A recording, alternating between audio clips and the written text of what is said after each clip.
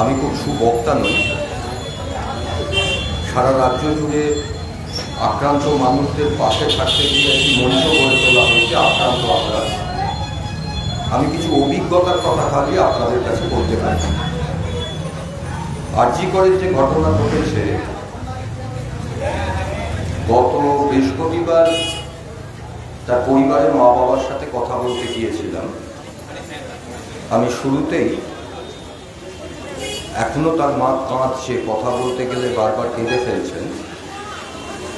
তিনি আপনাদের জন্য একটি আহ্বান করেছেন, আমি শুরুতে সেটা আপনাদের আগে জানিয়ে দিই। সারা দেশ জুড়ে, এমনকি বাংলায়, যে মানুষরা তার মেয়ের ধর্ষণ ও খুনের বিচার চেয়ে আন্দোলন করছেন, তাদের প্রতি কৃতজ্ঞতা জানিয়েছেন। একই সঙ্গে তিনি বলেছেন যে রাজ্যের সরকার, প্রশাসন, পুলিশের ওপর তার আস্থা নেই, আস্থা আছে আপনাদের প্রতি। তাই যতক্ষণ না বিচার পাওয়া যাচ্ছে, এই লড়াইটা থামাবেন না, এই লড়াই যেন জারি থাকে। তার বিচার ব্যবস্থার ওপর আস্থা আছে। মানুষের জীবনে এই ঘটনা ঘটুক, কেউ আমরা চাই না, কিন্তু আমরা আমাদের অভিজ্ঞতা থেকে দেখেছি, পরিবারকেও যখন বলছিলাম রাজ্যের এই অভিজ্ঞতার কথাগুলো, অনেক রকম বিষয় আসছে। পুলিশ, প্রশাসন, সিবিআই, এনকোয়ারি।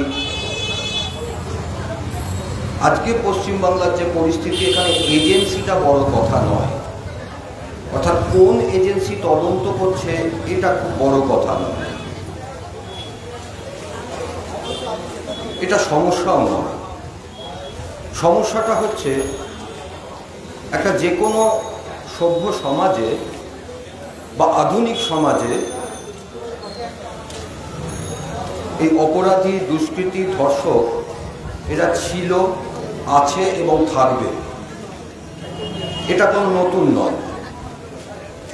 আমাদের নতুন সমস্যাটা হচ্ছে এইটা যে এদের হাত থেকে, দুষ্কৃতীদের হাত থেকে, অপরাধীদের হাত থেকে সাধারণ মা বোন নাগরিকদেরকে রক্ষা করবার জন্য আধুনিক রাষ্ট্র নামক ব্যবস্থার কিছু পুলিশ, প্রশাসন, আইন কানুন আছে। তাদের কাজ হচ্ছে সাধারণ নাগরিককে এই অপরাধী, দুষ্কৃতীদের হাত থেকে রক্ষা করা। কিন্তু সম্প্রতি আমরা বাংলায় এমন একটা পরিস্থিতির মধ্যে পৌঁছেছি, আমার অভিজ্ঞতা থেকে আমি বলছি, কোনো দল বা কোনো রাজনৈতিক দলের পক্ষে বিপক্ষে বলার জন্য নয়, যে আজকে পশ্চিমবাংলায়, মানে ধরুন দুঃস্বপ্নের রূপকথার মতোই, যদি কোথাও এহেন অপরাধী, দুষ্কৃতী, ধর্ষকরা তারা মিলিতভাবে একটি দল তৈরি করে তারাই যদি সরকারে চালায়, তাহলে মানুষের যে দুরবস্থা হবার কথা আমার বাংলায় সেটাই হয়েছে।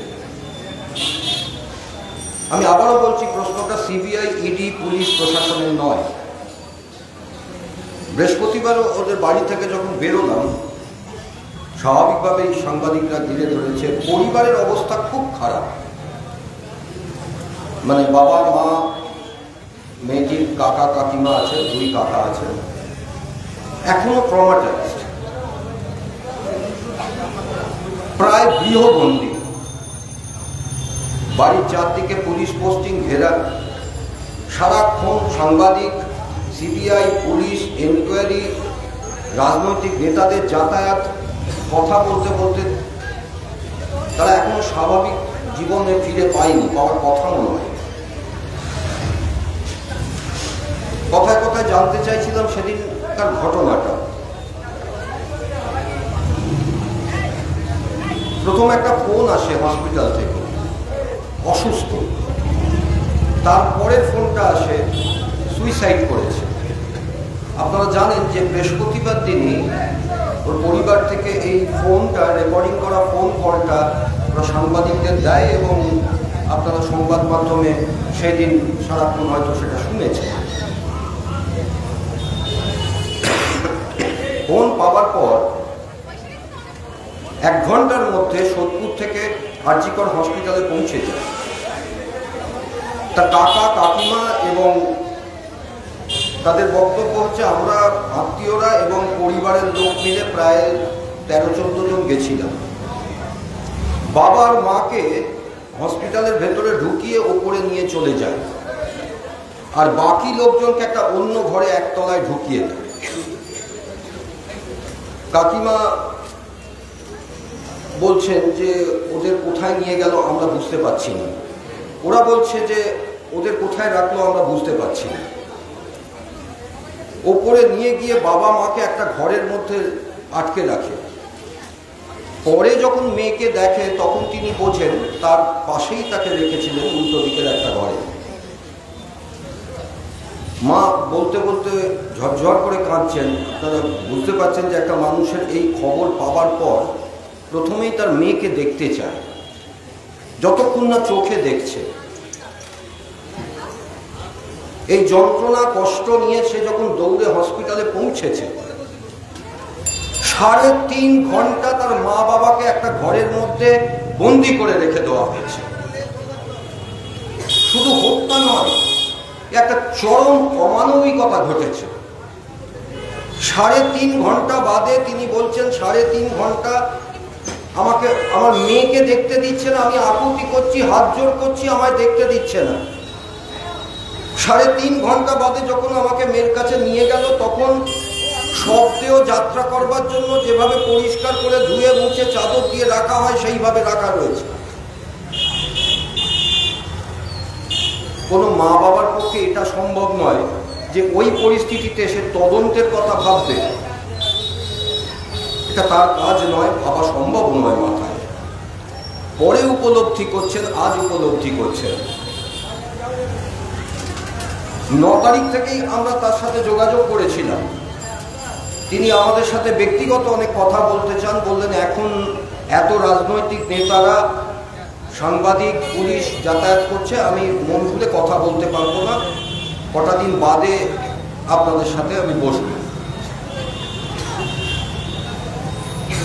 সেই হিসাবে কয়েকটা দিন বাদে এই গত বৃহস্পতিবার দিন ওনার বাড়িতে গিয়েছিলাম। 3.5 ঘন্টা আজকে উনি বলছেন যে এখন বুঝতে পারছি যে ওই 3.5 ঘন্টায় বাদে যেভাবে আমার মেয়েকে দেখানো হলো, আজকে বুঝতে পারছি তার তথ্য প্রমাণ সমস্তটাই লোপাট করা হয়েছে। এখানেই শেষ নয়, বলছেন আর কাঁদছেন, আমার মেয়ের কাছে আমাকে যেতে দিচ্ছে না। কতটা অমানবিক ব্যবস্থা! একটা মানুষকে খুন করা হয়েছে এবং এই মানুষটা কে? সমাজের একজন ডাক্তার। 36 ঘন্টা ডিউটি করবার পর রাত্রেবেলা একটু বিশ্রাম নিতে গেছিল, সেইখানে তার উপর পাশবিক অত্যাচার করা হয়েছে এবং খুন করা হয়েছে। তাকে দিয়ে একটা সই বলে আমাকে দিয়ে একটা কি সই করিয়ে নিয়ে গেল, আর আমাকে কাছে যেতে দিচ্ছে না। পরে জানলাম ওটা পোস্টমর্টেমের জন্য। আমি সেই বিস্তারিত বলে আপনাদের ভারাক্রান্ত করব না।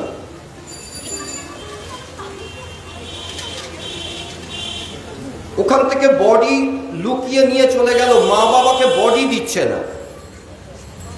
বলছে আমি পাড়া থেকে ফোন পাচ্ছি যে আপনার মেয়ের বডি এখানে নিয়ে চলে এসছে, বাড়ির সামনে গাড়িতে রয়েছে। বলছে আমাকে তখন টালা থানায় রেখে দেওয়া হয়েছে। মেয়ের বাবা মাকে টালা থানায় রেখে দেওয়া হয়েছে, আর বডি চলে গেছে ওখানে।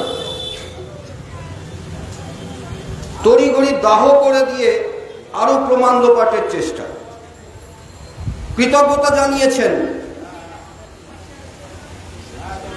আমি শুধু তার কথাগুলোই বলছি, তারপরে অন্য কিছু অভিজ্ঞতা বলবো। যে সেদিন যদি রাস্তায় ওই মীনাক্ষী মুখার্জিরা তারা যদি না আটকাতো, তাহলে আপনারা এত মানুষ হয়তো জানতেই পারত না।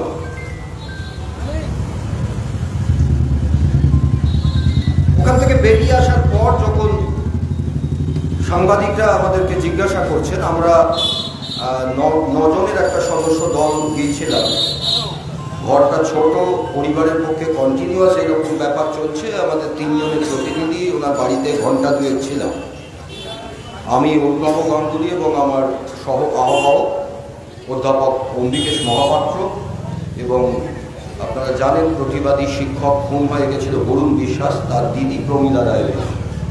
আমরা 3 জন তার বাড়িতে দীর্ঘক্ষণ কথা বলে আসার পর সাংবাদিকদের নানান প্রশ্নের মধ্যে স্বাভাবিক একটা প্রশ্ন আসছে, তারা তুলে ধরার চেষ্টা করছিল যে 4 দিনে রাজ্য পুলিশ তো একজনকে অ্যারেস্ট করেছে, এখন সিবিআইয়ের হাতে চলে যাওয়ায় রাজ্য পুলিশের তো আর করণীয় কিছু নেই, যা করা সিবিআই করে। এই যে ভাষ্যটা রচিত হচ্ছে, এটা আপনাদের কি মত? আমি বললাম, দেখুন, আমার কাছে সিবিআই কি সিডি কি পুলিশ কি আইবি এগুলো ব্যাপার নয়। একটা মায়ের কাছে প্রশ্ন হচ্ছে, তার মেয়েকে খুন করা হয়েছে, তার বিচার চাই। এই যে আমার পাশে দাঁড়িয়ে রয়েছেন বরুণ বিশ্বাসের দিদি, কোনো সিবিআই হয়নি, তার বিচার পেয়েছে। কাকদ্বীপে মাধ্যমিকের ছাত্রীকে ধর্ষণ করে খুন করা হয়েছে, নৈতিকতা এবং সুপ্রিম কোর্টের নিয়ম অনুযায়ী আমি নামগুলো আপনাদের কাছে বলবো না, তাদের লড়াই, তাদের পরিবারের লড়াই, এখনো তার মামলার সাথে আমরা যুক্ত আছি, আজও তার বিচার পাইনি। গাইঘাটার রেপ আজও বিচার পাইনি, ধূপগুড়ির রেপ আজও বিচার পাইনি, কামদনি জেল থেকে ছাড়া পেয়ে বাইরে ঘুরে বেড়াচ্ছে, আজও বিচার পাইনি, পার্ক স্ট্রিট আজও বিচার পাইনি। তা প্রশ্নটা সিবিআই কি ইডি কি পুলিশ কি আইবি, এ শুনে লাভটা কি আছে বলুন তো? আমার দেশের জুডিশিয়াল সিস্টেম চলে এভিডেন্স অ্যাক্টের ওপর। এ আমার সাবজেক্ট নয়, আমি ব্যক্তিগতভাবে একজন চিত্র পরিচালক এবং ফিল্ম ইনস্টিটিউটে পড়াই। এই কাজ করতে গিয়ে আমার যা অভিজ্ঞতা, তাতে এগুলো আমাকেও অনেক শিখে যেতে হয়েছে। আমাদের দেশের আইন, জুডিশিয়াল সিস্টেম চলে এভিডেন্স অ্যাক্টের ওপর।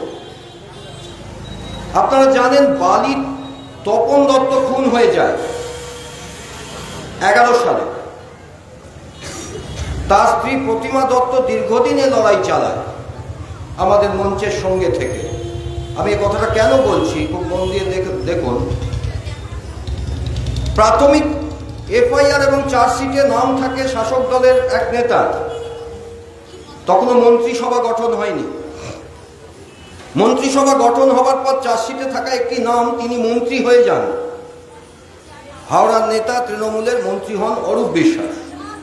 সাপ্লিমেন্টারি চার্জশিটে তার নামটা বাদ চলে যায়। দীর্ঘ তদন্ত চলে। ওনার পরিবার, আমরা বুঝতে পারি এখান দিয়ে কিছু হচ্ছে না, পরিবার দাবি করে সিবিআই এর। রাজ্য সরকার সিবিআই দেবে না, আপনার মতন সাধারণ মানুষের থেকে টাকা তুলে সুপ্রিম কোর্টে মামলা লড়ি। সুপ্রিম কোর্ট যখন বহু মাস বাদে সিবিআই দিচ্ছেন, এই দীর্ঘ পথ, সর্বশেষ হাওড়া কোর্টে সেদিন আমরা দাঁড়িয়ে বিচারপতি কি বলেছে শুনবেন? হাওড়া কোর্টের বিচারপতি ঠিক যে শব্দটি বলেছিল, আজকেও সেটা প্রযোজ্য হবে। একটি মানুষ জলজ্যান্ত রাস্তায় খুন হলো, পুলিশ প্রশাসনের কাছ থেকে কোনো সাক্ষ্য, উপযুক্ত সাক্ষ্য প্রমাণ না থাকায় যাদের গ্রেপ্তার করেছিলাম তাদের বেকসুর খালাস করে দিতে হচ্ছে। তাই প্রশ্নটা এজেন্সি নয়, প্রশ্নটা সিবিআই কি পুলিশ কি ইডি এটা নয়। এটা একটা মানে কি বলবো, মানে এই ঘটনা ঘটার পর 14 তারিখ রাত্রির থেকে সারা বাংলায় সাধারণ মানুষ হৃদয় থেকে, বিভিন্ন বয়সের মানুষ যেভাবে রাস্তায় নেমেছে, আমার ক্ষুদ্র অভিজ্ঞতায় যেটা মনে হয়েছে, আজও মানুষ যে রাস্তায় থাকছে বা এভাবে রাস্তায় নেমেছে, তার একটা বড় কারণ হচ্ছে যে রাজনৈতিক দলের প্রতি সাধারণ মানুষের আস্থাহীনতা।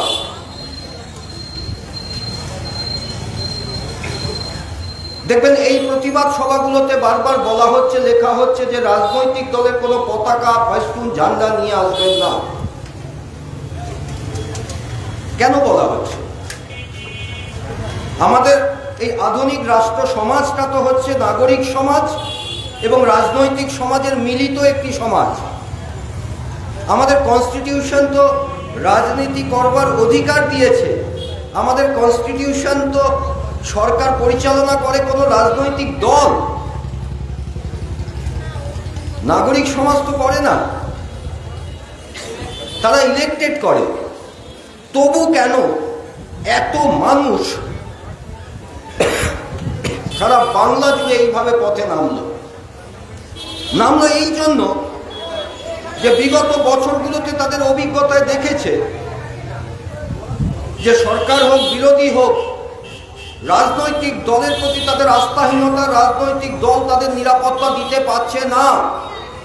পরিবার, সংসার, মা বোনেরা তাদের বাচ্চা কাচ্চা, তাদের সন্তানকে রক্ষা করবার জন্য তাই নাগরিক নিজে রাস্তায় নামছে।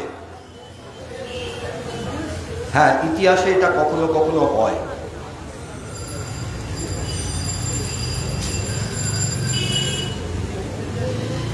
বাংলার যে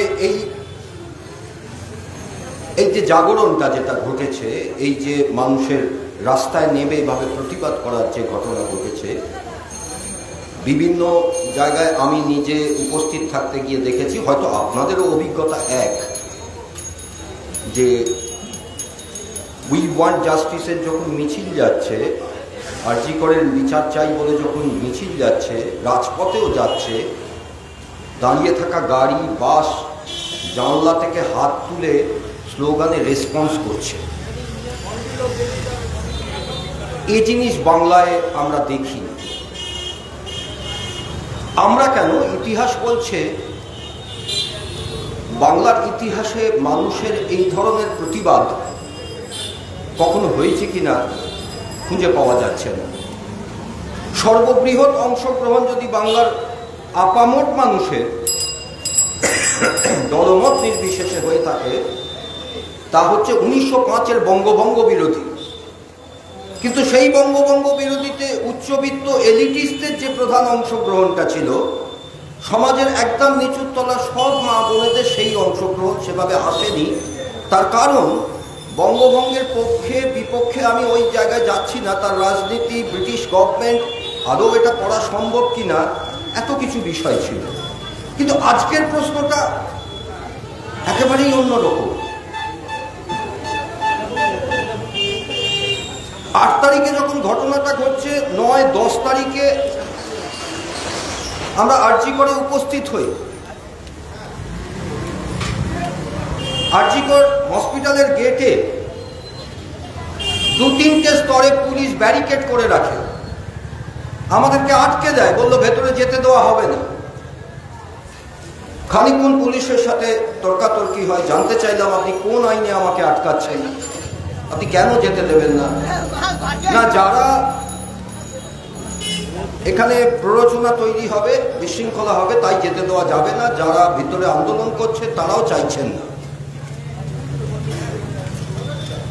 কিছুতেই আমাদের ভেতরে ঢুকতে দেবে না। আমাদের সার্বিক অভিজ্ঞতা থেকে তখন তাদেরকে বলি, আপনার যে সিনিয়র অফিসার আছে তাকে ডাকুন। এএসপিকে ডাকা হয়, পরে যাকে বদলি করা হয়েছে। তিনি এসে আমাকে খুব শান্তভাবে বলছেন, আমরা সমস্ত কঠোরভাবে ব্যবস্থা নিয়েছি, আপনাদের চিন্তা করার কোনো কারণ নেই, আমরা সবটাই দেখছি। সাধারণ এই ক্ষেত্রগুলোতে আমরা আক্রান্ত মঞ্চের পক্ষ থেকে কি করি, আমরা একটা সুমোটো ফ্যাক্ট ফাইন্ডিং করি, আমাদের মতন করে আমরা একটা ফ্যাক্ট ফাইন্ডিং করি, কিছু এনকোয়ারি করি। তার ভিত্তিতে আমরা জাতীয় মানবাধিকার কমিশনকে সেটা অভিযোগ করি। অভিযোগ রেজিস্টার্ড হলে তারা গভর্নমেন্টের সঙ্গে একটা এনকোয়ারি করে, কখনো এনকোয়ারি টিম পাঠায়, কখনো লিখিত রিপোর্ট চেয়ে পাঠায়। আমাদের অভিজ্ঞতা থেকে আপনাকে বলছি। এই আচ্ছা, আমি একদম কাছের একটা উদাহরণ দিই। শ্রীরামপুরে একটা শারদোৎসবের সময়, দুর্গাপুজোর সময় স্নেহাশিস বলে একটি ছেলে, ফুটবল প্লেয়ার, তাকে খুন করা হয়। খুন করে রেল লাইনে ফেলে দেওয়া হয়। আপনাদের মনে আছে কিনা আমি জানি না। এই ঘটনাটা নিয়ে আমরা যখন আলটিমেট হিউম্যান রাইটস কমিশনে অভিযোগ করছি, হিউম্যান রাইটস কমিশন যখন গভর্নমেন্টের কাছে, মানে ওদের সিস্টেমটা হচ্ছে স্বরাষ্ট্র সচিব এবং ডিজির কাছে তারা রিপোর্ট চেয়ে পাঠায়, আর যে ডিস্ট্রিক্টের এটা ঘটনা ডিজি তখন সেটা রিপোর্ট চেয়ে পাঠায় সেই ডিস্ট্রিক্টের এসপি বা কমিশনারের কাছে। এই ঘটনাগুলোতে প্রত্যেকটাই কি ঘটে জানেন?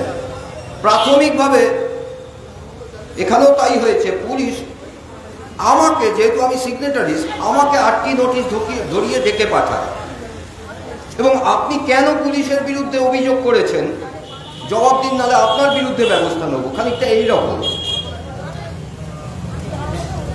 যেটা সে আমাদের ওপর দিয়ে কি গেছে বা চলেছে এইটা আমি বলবার জন্য আপনাদের কাছে আসেনি। আপনারা জানেন যে রাজ্যের পরিস্থিতি কি। আমি বলতে চাইছি এইটা, আমাদের রাজ্যের কামদনি, গাইঘাটা, কাকদ্বীপ, ধূপগুড়ি, নন্দীগ্রাম, এই প্রত্যেকটি ঘটনা, এছাড়া ধরুন এই শিলাদিত্য, অম্বিকেশ মহাপাত্র সহ একাধিক যে ঘটনা, তাদেরকে নিয়ে আমরা রাষ্ট্রপতির কাছে গেছিলাম। রাষ্ট্রপতি সমস্ত অভিযোগ, তথ্য প্রমাণ দেখার পর রাষ্ট্রপতি ভবন থেকে তারা রাজ্য সরকারের কাছে, মুখ্য সচিব এবং ডিজির কাছে, প্রেসিডেন্ট অফিস থেকে লিখিত রিপোর্ট চেয়ে পাঠায়। 1 মাস হয়ে যায়, তারা কোনো উত্তর দেয় না। রিমাইন্ডার যায়, 2 মাস হয়ে যায়, কোনো উত্তর যায় না। দ্বিতীয় রিমাইন্ডার যায়, তারপরে 3 মাস গ্যাপে রাষ্ট্রপতি ভবন থেকে আবার চিঠি আসে। আমি এগুলো বলছি এই জন্য, কারণ যা চিঠি করসপন্ডেন্স হয় একটা কপি আমাদেরকে দেয়। এমনকি পুলিশের কাছে, ডিজির কাছে বা এসপির কাছে যে তারা যে আবার রিপোর্ট পাঠাচ্ছে, সিস্টেমটা এমনই, তাদের রিপোর্টের কপি আমার কাছে আসছে, আমি স্যাটিসফাই কিনা সেটাও জানাতে হবে। বেশিরভাগ ক্ষেত্রেই আমরা স্যাটিসফাই হই না। অনেক ক্ষেত্রে তারা ডেকে একটু চা, কফি, কোল্ড ড্রিঙ্কস খাইয়ে বোঝানোর চেষ্টা করে যে আমরা সব ব্যবস্থা নেব, আপনারা এবার সন্তুষ্ট তো? কোনোটাতেই আমরা সন্তুষ্ট হতে পারি না, কারণ আজও কি একটারও বিচার পাওয়া যায়। তা স্বয়ং রাষ্ট্রপতি দপ্তরের চিঠি, 3টে চিঠি, একজন মুখ্য সচিব সে উত্তর দিচ্ছে না। আপনি কি মনে করেন রাজ্যের মুখ্য সচিব, চিফ সেক্রেটারি, তিনি অশিক্ষিত, আইন জানেন না, নিয়ম জানেন না? তিনি রাষ্ট্রপতি ভবনের চিঠি কোনো উত্তর না দিয়ে রেখে দিচ্ছেন। এই সবটা ঘটছে এই জন্য যে প্রশাসনের সর্বোচ্চ মাথায় যিনি আছেন, আনফরচুনেটলি তিনি নিজে হচ্ছে দুষ্কৃতীদের একজন প্রধান নেতা। ফলে দুষ্কৃতীরাই যদি একটা ব্যবস্থাকে পরিচালনা করে, আমাদের অভিজ্ঞতা থেকে আপনাকে বলছি, আরজি করের কিন্তু একটা খুন, ধর্ষণ, এইটা বড় কথা নয়। বড় কথা হচ্ছে পশ্চিম বাংলার প্রত্যেকটা হাসপাতালে যে অপরাধ চক্র চলছে, সেই অপরাধ চক্রের ফল হচ্ছে এই খুন। যে কোনো খুনের পেছনে একটা মোটিভ থাকে, যে কোনো খুনের পেছনে একটা কারণ থাকে, মোটিভ থাকে। এখানে সবচেয়ে বড় মোটিভ হচ্ছে এইটাই যে হাসপাতালগুলো, প্রত্যেকটা হাসপাতালে যে অপরাধ চক্র চলছে, সেই অপরাধ ওই মেয়েটি অনেকটাই জানতে পেরে গেছিল। ওই আরজি করের গেটের কথায় আবার ফিরে আসে। দীর্ঘক্ষণ এই বাদানুবাদের পর ইন্টার্ন এবং আরজি করের ছাত্ররা যারা ওখানে রাস্তায় ভেতরে আন্দোলন করছিল, তারা উঠে আসে। সাংবাদিক বন্ধুরাও আমাদের ঘিরে ধরে, তখন পুলিশ একটু শান্ত হয়। এসে পুলিশকে উল্টে বলে আমার নাম করে, আমাদের নাম করে এনাদেরকে আটকাচ্ছেন, আমরা এনাদের বারণ করেছি আসতে, সরুন, আমাদের স্যার আসুন, নিয়ে তাদের ধর্ণা মঞ্চেই আমাদেরকে বসা। 10 তারিখ 11 তারিখ দুদিন আমি তাদের সাথে দীর্ঘক্ষণ ধর্ণা মঞ্চে ছিলাম। হসপিটাল ক্যাম্পাসের মধ্যে ছাত্রদের সাথে ডাক্তারদের সাথে ধর্ণা মঞ্চে থাকা তো শুধু বসে থাকা নয়, সেখানে থাকতে থাকতে অনেক কথা শুনছিলাম, তাদের অভিজ্ঞতা। প্রথম কথা, আপনারা একটা জিনিস বোঝার চেষ্টা করুন, আপনার পাশের একদম পাশের যদি আপনি রিষড়া কলেজে যান, শ্রীরামপুর কলেজে যান, কি ক্যালকাটা ইউনিভার্সিটি কি যাদবপুর ইউনিভার্সিটিতে যান, কোনো কলেজ, কোনো ইউনিভার্সিটি, কোনো হসপিটালে কোথাও ডেমোক্রেটিক যে সেট আপ বা বডি ইনস্টিটিউশনাল সেগুলো নেই, কাজ করছে না, দীর্ঘদিন ধরে এগুলো বন্ধ। সংকটটা অনেক গভীরে। আজকে যখন আপনারা বিচার চাইছেন, আমরা বিচার চাইছি, আমরা ক্রমশ বুঝতে পারছি যে প্রমাণ লোপাট করা হয়েছে, কিন্তু তাও আমরা বিচার চাইছি। বাংলার মানুষের এই যে বিচার চাওয়া, এটা কিন্তু একটা খুনের বিচার চাওয়া নয়। বাংলার মানুষ যে বিচার চাইছে, এই ব্যবস্থার বিচার চাইছে। এটা যদি শাসক বুঝতে না পারে, তাহলে আগামী দিনের পরিস্থিতি অন্যরকম হতে পারে।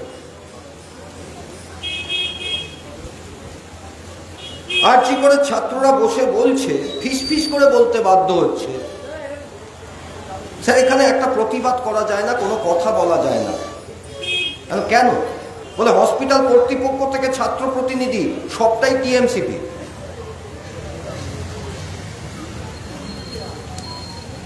আমি কোট আনকোট তারা যেটা বলেছে সেটা বলবার জন্য দলের নাম উল্লেখ করলাম, নাহলে আমার কাছে কোনো একটা প্রশ্ন নয়। কারণ আমি তো নিজে মনে করছি, আপনাদেরকে আবারও বললাম, যে সাধারণ মানুষের রাজনৈতিক দলের ওপর আস্থা চলে গেছে। তাই মানুষ নিজের দায়িত্ব, নিজের পরিবারের দায়িত্বকে সুরক্ষার জন্য তারা পথে নেমেছে। বলছে এমন নেক্সাস, এখানে এমন দাপট, কোনো কথা বললে পাস করাবে না, নাম্বার কমিয়ে দেবে, ফিজিক্যাল টর্চার, এটা দীর্ঘদিন ধরে চলছে। আমরা কিছু বলতে পারি না। আজকে আমার দিদিকে এইভাবে খুন করেছে, আমাদের দেয়ালে পিঠ থেকে গেছে, আর আমাদের রাস্তা নেই, তাই আমরা বসে পড়েছি। ওখানে বসে থাকাকালীন তাদের মধ্যে ফিসফিস করে কথা হচ্ছে, বলছে যে পাশের বয়েজ হোস্টেলে শাসক দলের লোকেরা জড়ো হয়েছে, ওরা মিছিল করে ঢুকবে, আমাদের এটাকে ভেঙে দিয়ে তারা দখল নেবে। তাদের কাছে নাকি খবর এসছে। এটা আমি 10 তারিখ রাতের কথা বলছি। 14 তারিখ রাতের ভাঙচুর আপনারা সবাই জানেন। এই অ্যাটেম্পটা নেওয়া হচ্ছে কিন্তু 10 তারিখ রাত্রির থেকে।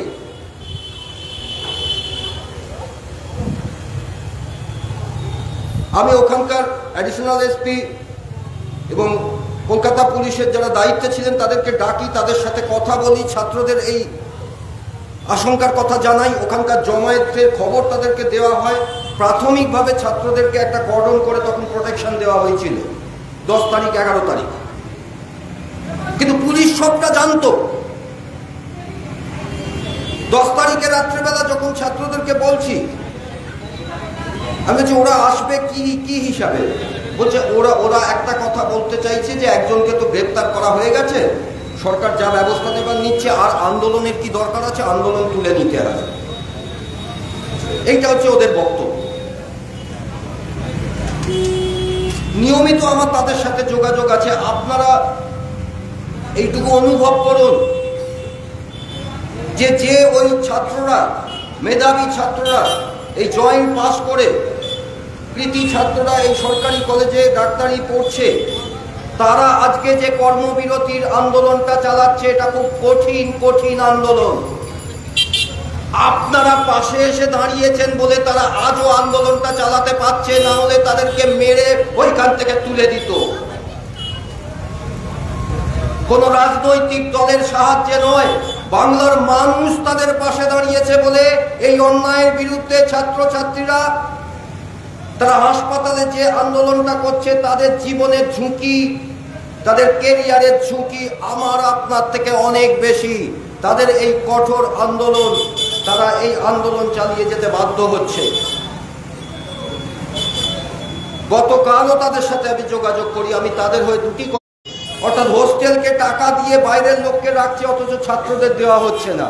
এই নিয়ে মেডিকেল কলেজে একটা দীর্ঘ আন্দোলন, বা তাদের মাইনে বাড়াতে হবে, এই ধরনের কোনো, তারা আন্দোলন করছে যে তাদেরই একজন দিদিকে, একজন ডাক্তারকে যেভাবে খুন করা হয়েছে, এই অপরাধ চক্রকে বন্ধ করতে হবে। যেদিন ওর পাড়ায় যাই সোদপুরে, প্রতিবেশীদের কাছ থেকেও শুনছিলাম, বাংলা মিডিয়াম থেকে পড়াশোনা করে জয়েন্টে ভালো স্কোর করে মেয়েটি আমাদের তিলোত্তমা, সে এই ডাক্তারি হয়েছিল। মানে 8 তারিখ যে খুন হয়, 9 তারিখ সকালবেলাতেও তার ওখানে যে চেম্বার চালাতো 17 জনের নাম ছিল। প্রতিবেশীরা পর্যন্ত খুব দুঃখ করে কষ্ট করে বলছে যে মেয়েটি এত ভালো, আমাদের এখানে ডাক্তারি করতো, ওর বহু মানুষ তার কাছে আসতো, কারণ MBBS তো হয়ে গেছিল, ও পোস্ট গ্রাজুয়েট করছিল। বাবা মার একটাই সন্তান, অত্যন্ত মধ্যবিত্ত, অনেক কষ্ট করে লেখাপড়া শিখিয়ে তাকে এই জায়গায় নিয়ে এসেছিল। পরিবারের দুঃখ, কষ্ট, যন্ত্রণা, আর ওদিকে ডাক্তারদের এবং ছাত্রদের যে আন্দোলন, এই সব নিয়ে আপনাদের আন্দোলনের কাছে, জনগণের আন্দোলনের কাছে ওই পরিবারের প্রত্যাশাটা আমি বলে আমার কথা শেষ করব। আমি আবারও বলছি, তিলোত্তমার মার বাবা কাঁদতে কাঁদতে শেষেও আমি বেরিয়ে আসছি ওনার বাড়ি থেকে, আমাকে বলছে আমি কৃতজ্ঞতা জানাই বাংলার সেই মানুষদের, মা বোনেদের যারা একসাথে রাস্তায় বেরিয়ে আজও প্রতিবাদ করছে। আমি আবেদন করছি, যতক্ষণ না বিচার পাওয়া যায় ততক্ষণ যেন এই আন্দোলন জারি থাকে। আর আমার অভিজ্ঞতার থেকে আমি শেষ কথাটা আপনাদের বলবো, আমাদের দেশে জুডিশিয়াল সিস্টেম চলে এভিডেন্স অ্যাক্টের উপর। খুব নিশ্চিতভাবে এভিডেন্স, অনেক কিছু এভিডেন্সকে তছনছ করে দেওয়া হয়েছে। আর সেটা নিশ্চিত হবার পর তারা সিবিআই এর ওপর দোষ চাপিয়ে সব বলতে চাইছে। বাবা মা আমাকে জিজ্ঞেস করছিল যে মিডিয়া আমাকে এরকম সাহায্য করছে, এই করছে। একটা ছোট্ট ঘটনা সেদিনকে ঘটে, আমি 2 মিনিট সময় নিচ্ছি তাদের পারিবারিক অবস্থাটা বোঝানোর জন্য। হঠাৎ পরিবারের নিজেদের মধ্যেই ওর বাবার বিরুদ্ধে সকলে খুব কথা বলছে, কেন তুমি এটা করলে, এটা করার কি দরকার ছিল। কি হয়েছে, উনি মানে তখন উনি প্রেশার দেখছেন, মানে নর্মাল প্রেশারে নেই এখন। কি হয়েছে না, ওই যে হাসপাতাল থেকে প্রথম যে ফোন কলটা এসেছিল, ওই ফোন কলটা উনি রেকর্ড করেছিলেন, এবং সাংবাদিকরা তা খবর নেওয়ার জন্য নানান রকম চেষ্টা করে, করতে করতে করতে করতে সেই দিন সকালবেলা একটি টিভি চ্যানেলকে ওই রেকর্ডিং কলটা দিয়ে দেয়। তার প্রেক্ষিতে বাকি সব চ্যানেলগুলো তাকে ফোন করতে থাকে, আমরা সবাই আপনার জন্য বলছি, আর আপনি একজনকে দিলেন। পরিবারের বাকিরা তখন তার বাবাকে দোষারোপ করছে, উনি এই অবস্থায় অন্য ঘরে চলে গেলেন। তাকে ডেকে তারপর যাই হোক আমরাই একটু মধ্যস্থতা, আমি বললাম দেখুন এই পরিস্থিতিতে সবার মাথা ঠিক থাকে না, ঠিক আছে আপনি এক কাজ করুন, একবার যখন দিয়ে দিয়েছেন সব সাংবাদিককে দিয়ে দিন। যদিও তার অনেক আগেই উনি এই ফোন কলটা সিবিআইকে এনকোয়ারির জন্য দিয়েছেন। এই গণমাধ্যমের ভূমিকা সম্পর্কে তখন কথা বলতে গিয়ে ওনার সাথে বলতে হয়, আপনি মানুষের ওপর যে আস্থা রেখেছেন, মানুষের লড়াইয়ের ওপর যে আস্থা রেখেছেন, সেটাই একমাত্র আস্থা। আমাদের গণমাধ্যমের চরিত্রটা কিন্তু গণ নয়, আমরা সেখানে কনজিউমার, ভোক্তা, আমরা দেখি মাত্র। ওটা চলে যাদের টাকায়, আলটিমেট তাদের টাকায় তারা চলবে। আজ এই দাবিতে তারা রাজপথে আসছে বটে, কিন্তু আমরা কি ভাববো, কি করব, কোন ইস্যুটাতে কখন কি করব, সেটা ঠিক করে গণমাধ্যম, এবং সেটা কাদের টাকায় চলে সেটা আপনারা খুব ভালো জানেন, সবাই জানেন। আমরা কেউ টাকা দিই না, আমরা দর্শক, আমরা ভোক্তা, আমাদের নিয়ন্ত্রণ করার কোনো ক্ষমতা নেই। এই প্রথম বাংলার মানুষ রাজপথে দাঁড়িয়ে গণমাধ্যমকে পর্যন্ত এজেন্ডা করতে এটা বাধ্য করেছে। নাহলে সবকিছু ওই কাকদ্বীপ, কামননি, পার্কস্ট্রিট, ধূপগুড়ি, গাইঘাটা, আমি যে নিজে আমাদের এখন এই মামলাগুলো চলছে, এই সব অভিজ্ঞতাতে এইভাবে হাফিস হয়েছে। এটা পারেনি শুধুমাত্র আপনাদের জন্য। এই লড়াই জারি রাখুন। এই বিচার চাই আমাদের, এই বিচারের দাবি। হয়তো এমন পরিণতি হতে পারে যে বিচার যদি আমরা সঙ্গত না পাই, বাংলার মানুষ বিচার করার দায়িত্বই নিজের হাতে নেবে। আমাদের নিরাপত্তার জন্য আমাদের সেই বিচার করার দায়িত্ব নেবে। হয়তো আন্দোলন সেদিকে মোড় নিতে পারে। এই লড়াইয়ে নাগরিকের সাথে লুম্পেন রাষ্ট্রের লড়াই, মানুষের সঙ্গে দুষ্কৃতীদের লড়াই, সেই লড়াই জারি থাকুক।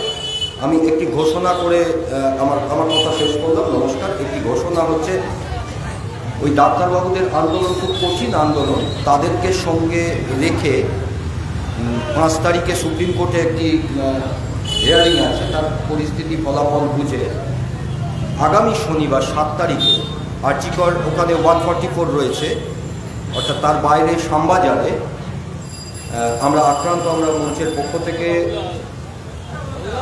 আমি অরুণাভ গাঙ্গুলি, অম্বিকেশ মহাপাত্র এবং সুপ্রিম কোর্টের প্রাক্তন বিচারপতি অশোক গাঙ্গুলি সকলের হয়ে আপনাদেরকে অনুরোধ করছি, আগামী 7 তারিখ আমরা শ্যামবাজারে একটা লাগাতার অবস্থানে বসছি। আপনারা আসুন। সেই অবস্থান সারাদিন ধরে চলবে। বিচার পাওয়া না পাওয়ার উপর সবটা নির্ভর করছে। অবস্থান কতক্ষণ, কতটা চলতে পারে। সকাল থেকে শুরু হয়ে যাবে, রাত অবধি চলবে। প্রয়োজনে রাতও কাটতে পারে, প্রয়োজনে লাগাতারও চলতে পারে। আপনাদের সহযোগিতা একটু মফস্বল থেকে একটু শহরে একদিন আসুন। শ্যামবাজারে আরজিকরের পাশে ওই ডাক্তারদের আন্দোলনের সমর্থন, এই বিচারের দাবিতে আমি আমার মঞ্চের পক্ষ থেকে আপনাদের কাছে আহ্বান রাখলাম। নমস্কার।